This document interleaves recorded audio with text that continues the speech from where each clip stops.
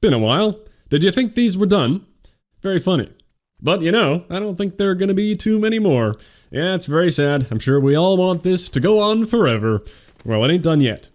Have you ever vaped, or smoked, or done the marijuana? Of course, because those things are undeniably very cool, and you are cool if you do them. Unless you turn it into your identity, then you're a fucking loser.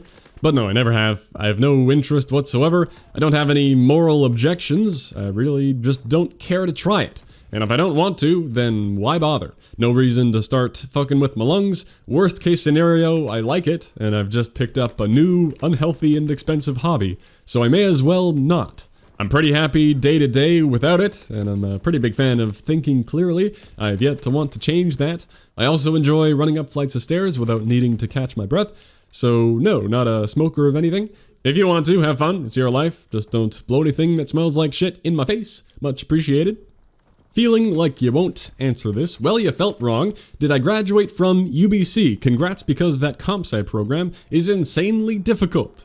Yes, I did exactly that. Thanks for handing me a completely free flex. Why wouldn't I answer a question where someone brags on my behalf?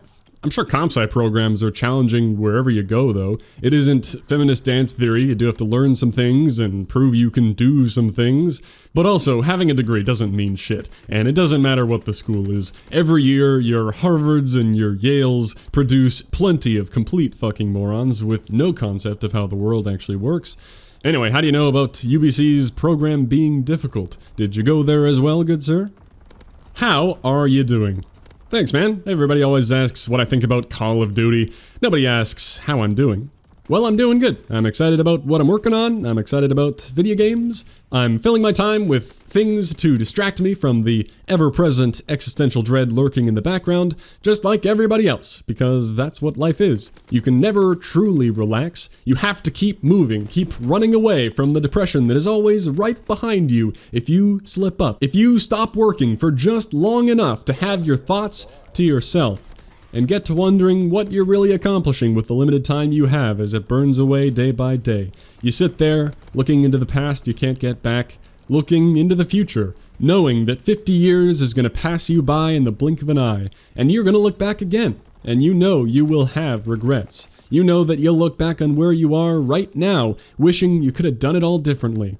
The opportunities lost, the things that could have been, and you're the one in control of it right now. You can change things. But without hindsight, you don't know how. You make wrong choices every day. You're always fucking up. Everybody's always fucking up. And all you can do is accept that certainty and laugh. Try to forget about it. But that can be hard to do, living in a time where people want to ban comedy. So keep trying to find something to do to force it out of your mind, chasing whatever instinct feels natural. Keep setting goals for yourself so you have a reason to wake up every morning. Keep working your life away, because if you're always busy, those thoughts can't creep their way back in. But it's only a matter of time before they do. Maybe turn to drinking, or just occupy your mind with bullshit. Go look at whatever people are self-righteously outraged about on Twitter every day, and pretend you give a shit. Go browse Reddit for 5 hours. Just keep procrastinating death. Try to convince yourself that it's possible to make a difference. Keep pretending that fulfillment is anything but a myth and a fantasy. Find happiness in shooting the shit with your friends. Because that's all there is. So I'm doing good. Hope you are too, man. How good is my cable management?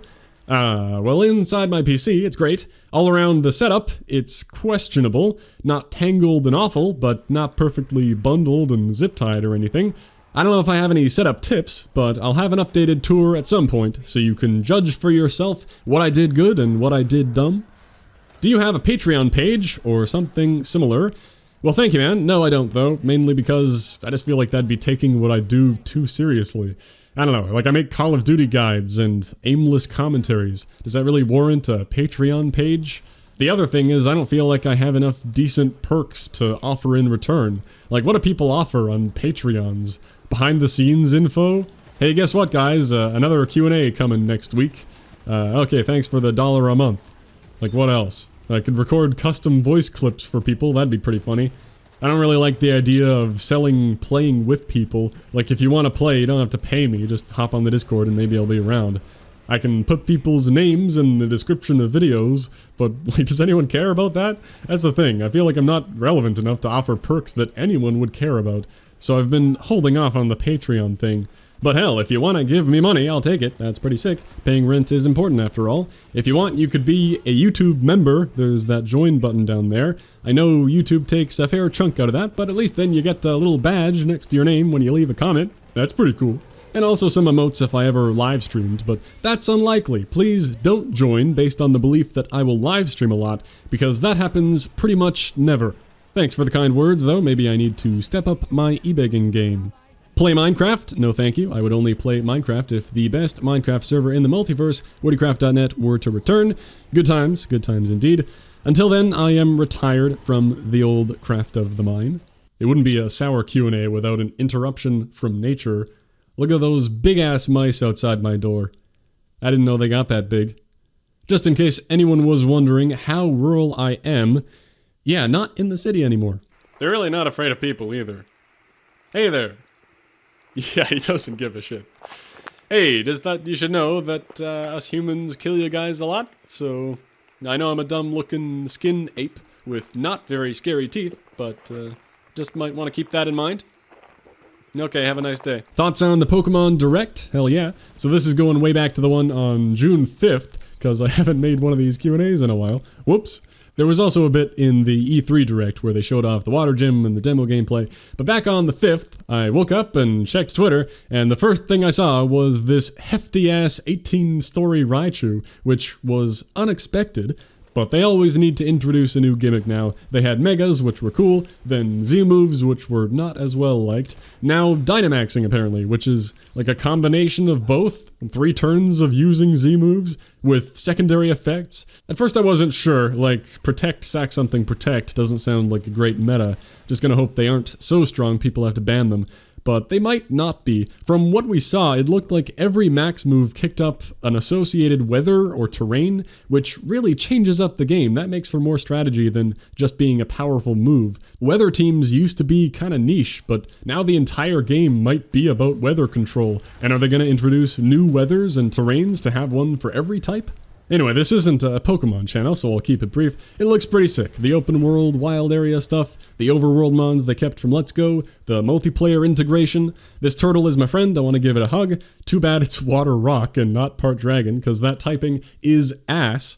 I thought the sheep was pretty cool, but then they called it Wooloo, which made it 7 times better, so it's fantastic. Nobody cares about you, Gossifleur, you can fuck right off. Then Corviknight with a design that is so objectively badass that I don't feel like I should even waste time saying it's cool. Obviously everybody should think that. And Steel Flyings are always really good. Cool that we now have a 3rd one in the game. And then the Legends, a couple good boys.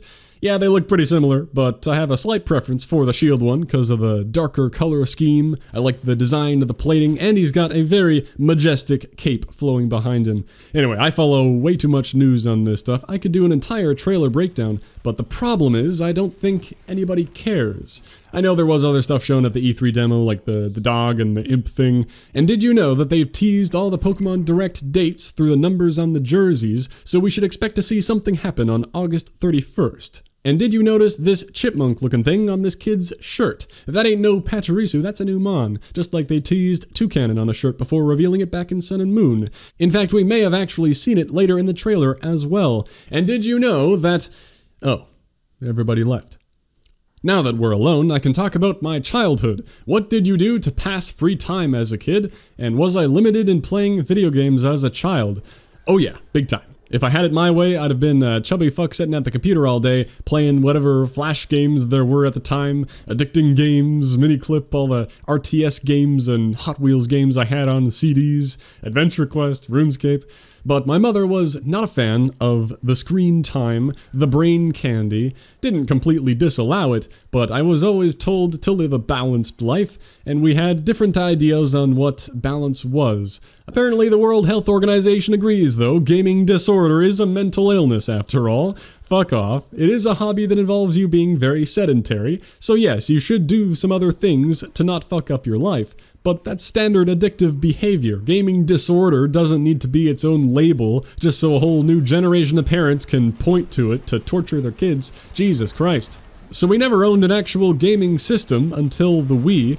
there was a DS that they held onto that I only got to use when we went somewhere, like a long road trip or a flight. So aside from that, any experiences I have playing games on consoles were at friends' houses. So yeah, I did kid things, crazy. I played outside with friends in the neighborhood. We ran around and played dumb pranks. And I grew up near train tracks with a bunch of tall, stocky plants. Like imagine 6-foot tall cylindrical celery. I still don't know what it's called. It looked a lot like poison hemlock if you Google that. But it wasn't that because I'm alive. Anyway, we made tunnels and forts through that stuff. That was fun. Played some street hockey, some basketball in the back lane. We invented dumb backyard games with sports equipment. I think that idea came from Calvin and Hobbes.